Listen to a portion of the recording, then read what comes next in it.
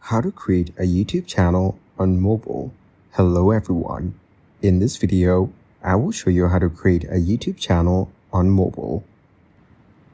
First, launch the YouTube Studio app on your phone. Then, tap on the profile at the top and reach the settings. Here, you can see the account settings. To create an account, go back and tap on Switch Account. Now, select Add Account and continue. After that, enter your email address along with the password. Next, it will create your account and go back to select YouTube. On YouTube, tap on You at the bottom. Tap on the Switch Account and you can switch to your new account. Now, tap on your account in the You area. You can change its profile picture, name, and handle. Finally, tap Create Channel to set up your new YouTube channel.